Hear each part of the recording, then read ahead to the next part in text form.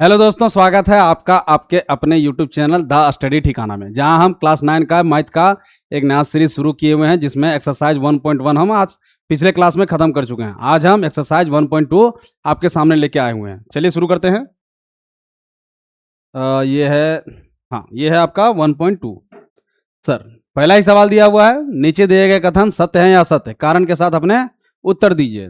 पहला ही सवाल है, जरा सा रुकिएगा, आपको नहीं दिख रहा होगा, हो सकता है। तो ये है आपका, आइए यहाँ से शुरू करते हैं। पहला सवाल दिख रहा होगा, क्लियर। चलिए, क्या दिया है पहला सवाल? Every rational number is a real number. हर एक प्रत्येक अपरिमेय संख्या एक वास्तविक संख्या होती है।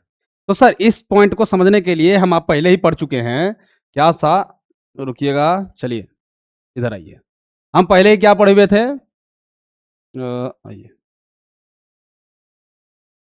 वास्तविक संख्याएं होती क्या है, इसे ही हम कहते हैं इंग्लिश में रियल नंबर। ठीक सर। तो वास्तविक संख्याओं को दो भागों में बांटा गया है। इसे में क्या क्या आते हैं? पहला आता है परिमेय संख्या, जिसे कह सकते हैं रेशनल नंबर, और दूसरा क्या होता है? अपरिमेय संख्या, जो होता है इरेशनल नंबर। तो सर, वास्तविक संख्याओं में परिमेय संख्या और अपरिमेय संख्या दोनों आते हैं। परिमेय संख्या क्या कहते हैं? ऐसी संख्या है जिसे p बाई क्यू के फॉर्म में रखा जा सकता है, जहां पे q is not equal to 0 होना चाहिए। और ऐसी संख्या अपरिमेय संख्या मतलब इरेशनल नंबर। ठीक सर। ऐसी संख्या जिसे p बाई क्यू के फॉर्म में हम नहीं रख सकते हो। ठीक सर। तो उसे क्या कहते हैं? अपरिमेय संख्या। तो सर, यहां पे पूछा जा रहा है सवाल हमारा क्या, कि क्या अपरिमेय संख्या वास्तविक संख्या होती है? तो सर हाँ, अपरिमेय संख्या, प्रत्येक अपरिमेय संख्या वास्तविक संख्या होती है, क्योंकि सारे परिमेय संख्या और अपरिमेय संख्याओं का जो संयोग बनता है, इसे ही क्या कहा जाता है? Rational number. आप वास्तविक रेशनल नंबर बोलते हैं, रियल नंबर वास्तविक संख्या कहा जाता है। ठीक सर। तो इसका सही आंसर क्या हो जाएगा? ये सत्य है। ठीक सर। नेक्स्ट सवाल, दूसरा आते हैं। क्या है? चलिए, क्या है दूसरा सवाल? संख्या रेखा का प्रत्येक बिंदु रूट m का रूप होता है, जहां m एक प्राकृत संख्याएं हैं। यही इंग्लिश में है sir. Every point on the number line is of the form of root m where m is the natural number. तो सर, इस पॉइंट को समझने के लिए आपको पहले यह पता होना चाहिए कि रियल नंबर, नेचुरल नंबर कहते किसको हैं। तो सर, आप और हम दोनों को पता है कि किसे कहा जाता है नेचुरल नंबर? गिनती की सारी संख्याएं। इधर आइए, चलो। तो सर, अरे देवता,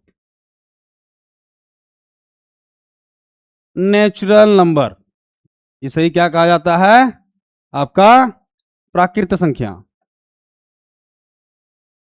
गिनती की सारी संख्याएं कौन कौन? एक, दो, तीन, डॉट डॉट डॉट इन्फिनिटी, इसे क्या कहा जाता है? Natural number. तो सर, नंबर लाइन पे, संख्या रेखा नंबर लाइन पे हम क्या करेंगे? एक इसमें निकल सकता है, हाँ ये होगा। देखिए, ये हमारा हो गया नंबर लाइन। ठीक सर। अब इसे क्या करते हैं? हम छोटे छोटे टुकड़ों में बांट देते हैं।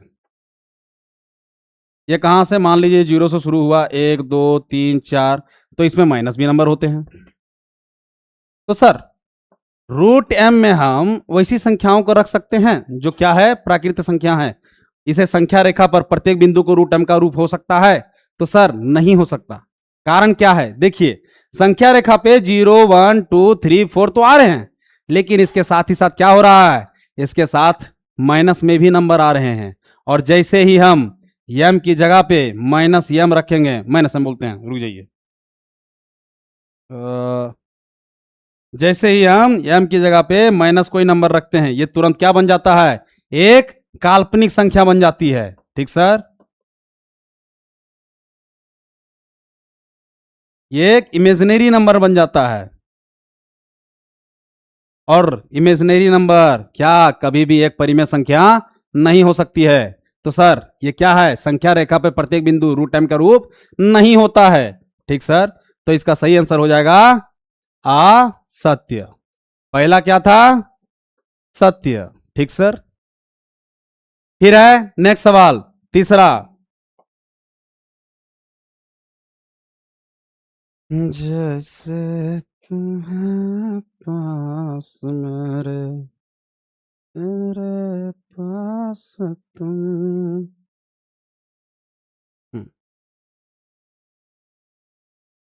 प्रत्येक वास्तविक संख्या एक अपरिमेय संख्या होती है, क्या यह सही है। तो सर हम अभी कुछ देर पहले ही पढ़ चुके थे कि क्या वास्तविक संख्या एक समूह होता है, किसका, रियल नंबर, रेशनल नंबर, परिमेय संख्याओं का और इरेशनल नंबर, अपरिमेय संख्याओं का। ठीक सर, तो सर सभी वास्तविक संख्या तो अपरिमेय नहीं हो सकता ना, कारण क्या है, इसमें परिमेय संख्याओं का भी समावेशन है, इसमें परिमेय संख्या भी घुसे हुए हैं। तो जब दोनों घुसे हुए हैं तो यह सवाल का जवाब हो सकता था कि सभी रेशनल नंबर या सभी इरेशनल नंबर, सारे परिमेय संख्या और सारे अपरिमेय संख्या वास्तविक संख्या हो सकते हैं, लेकिन सभी वास्तविक संख्याएं अपरिमेय संख्या नहीं हो सकती, कारण परिमेय संख्या है तो परिमेय संख्या तो अपरिमेय नहीं ना होगा। तो ये सवाल हमारा क्या हो जाएगा, उत्तर इसका उत्तर हमारा गलत हो जाएगा। ठीक सर, ये हो जाएगा असत्य। ठीक सर, पहला सत्य है, दूसरा असत्य है और तीसरा भी असत्य है। ठीक सर, चलिए अब नेक्स्ट आते हैं इस चैप्टर का, नहीं आगे भी है। हाँ, ओहो, अरे ये तो ना,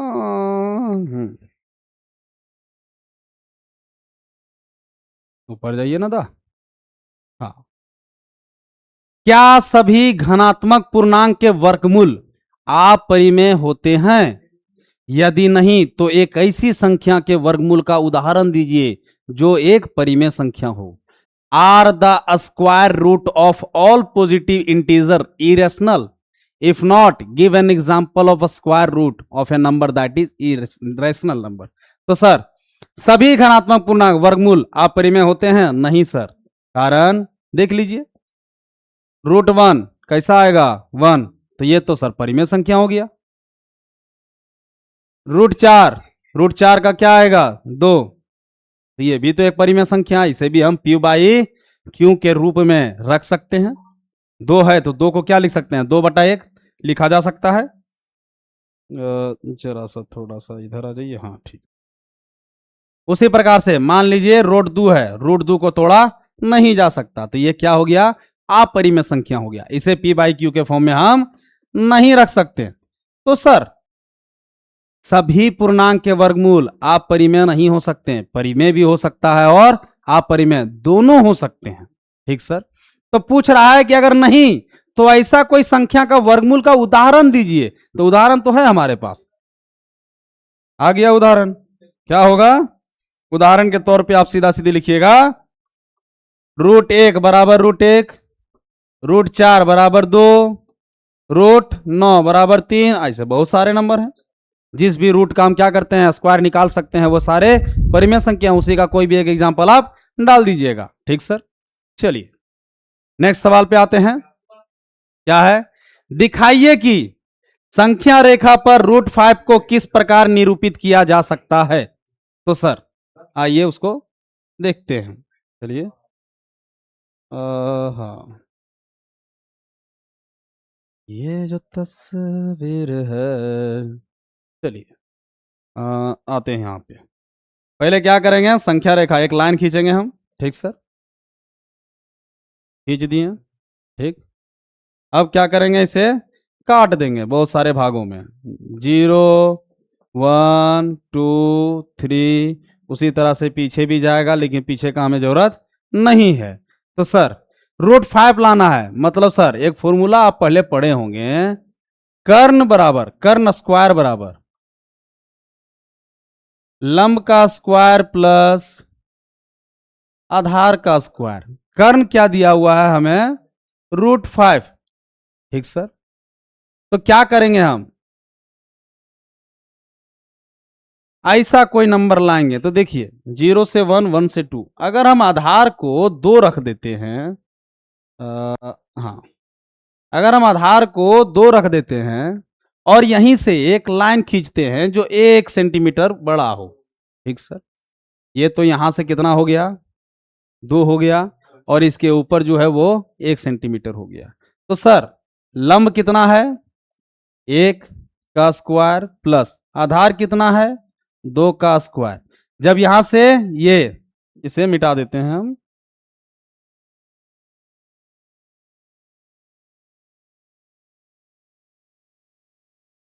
तो यहां कर्ण बराबर क्या आएगा?